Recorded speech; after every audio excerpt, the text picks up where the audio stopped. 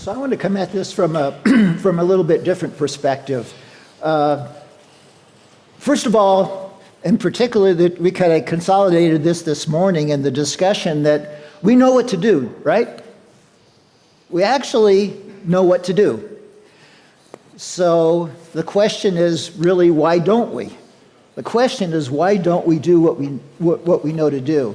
Mm-hmm. I would submit that at least in water, it's possible.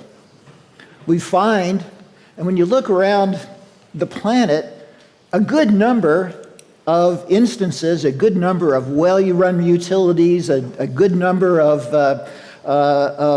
cities, even countries and so forth that do it well. So not only do we know what to do, we can do it. The question is, why don't we do it more broadly? So one of the ways, this issue sometimes is framed as political will. I want to frame it as change. How do we accelerate change? And this is a topic, now I'm not an expert in it, but I've looked at this and I want to share a couple of things that I've learned about the change process because, if we want to make a better world, we've got to help change to occur. So that's what you're going to get from me here. So here is one of the long-standing classic examples of change, the innovation process. You know, this was discovered by by sociologists studying farmers in Iowa in the 1950s, but it's been found to be universally applicable business, the crossing of the chasm and so forth, applied in many instances. The point is, this is not a technological process, it's a social process.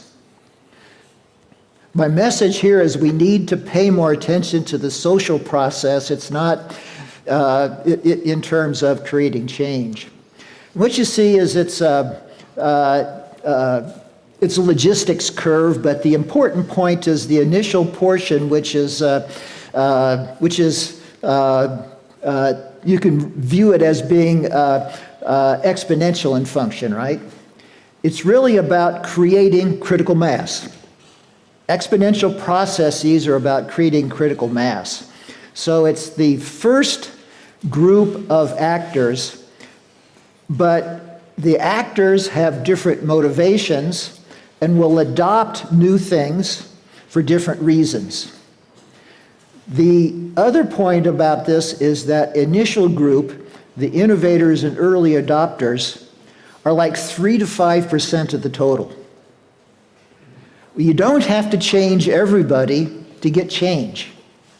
It's about understanding the innovators and the early adopters. Once they've changed and the benefits that are created by the change, the rest follow for different reasons. The third important point is that the innovators and the early adopters have different motivations.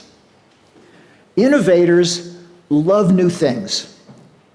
So you bring a new idea and you can say, I can do this and I can do this and I can do this. If you're in business, you'd say, okay, you're describing the features. They love the features. Yeah, I can do this. The early adopters, which are really the key to move forward, so I don't care what the features are, tell me what the benefits are. Don't tell me how I can do it, tell me what it does for me. This comes to one of the problems that I think one of the mistakes we make in water is we talk about water. We need to tie how water benefits people. How does water benefit people? That's the big mistake. We love water, but tie water to how it benefits, because it does. It does. If you just simply look, no matter what people care about, good water management benefits them. So, point number one.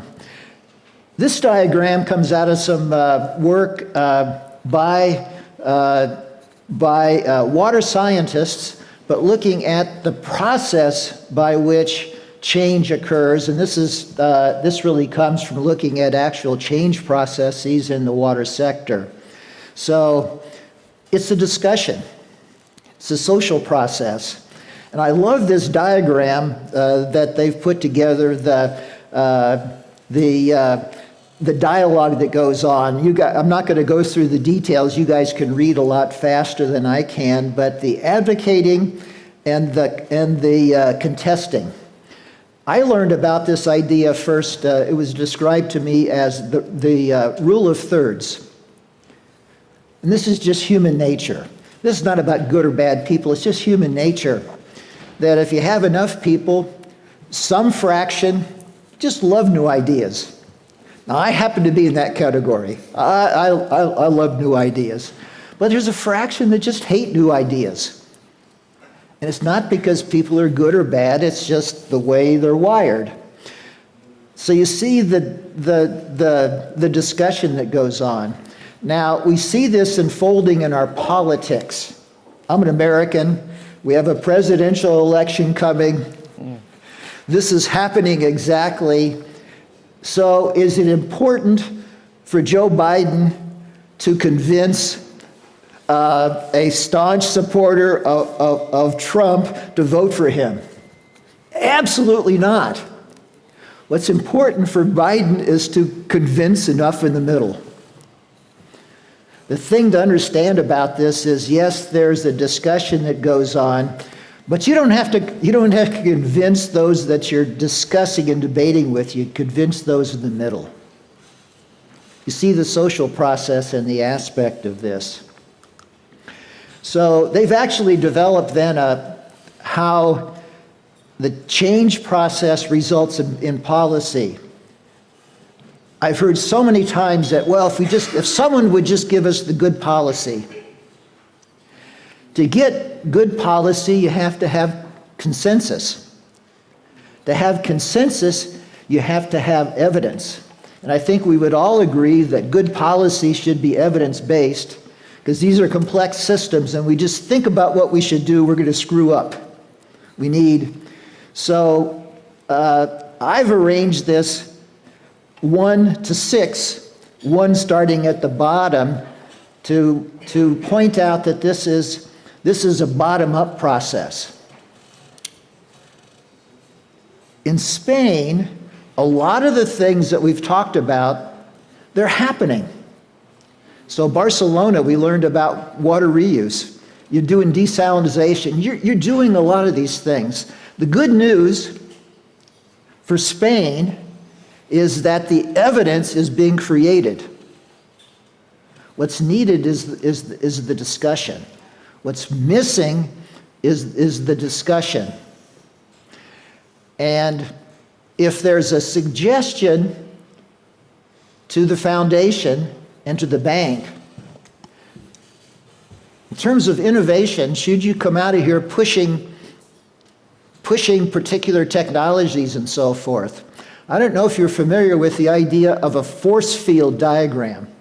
Force field diagram is very simple. You look at something and you look at the things that are pushing it forward and those things that are restraining it.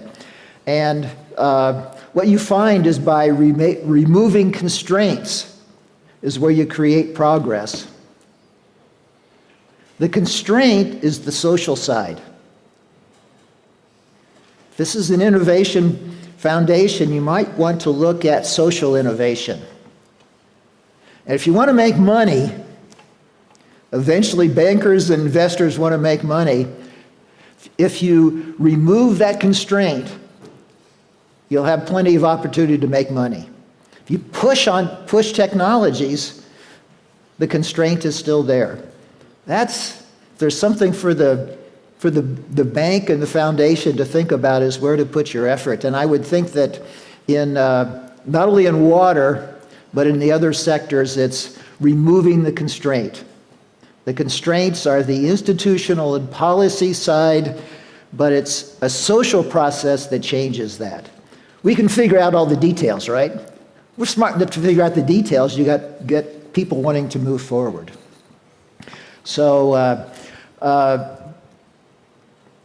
want to go, I'm running out of time, so I'm going to, so this I mentioned, this is something that mentioned, but this was some nice work in terms of, I'm going to go through this pretty quickly, but in terms of potable water reuse. David and I were actually involved in this. David helped to put this together, but it's a social process, but it works. So again, we know how to go through these social processes. We just need to deploy them. So again, we'll get better at it, but we also have a good starting point.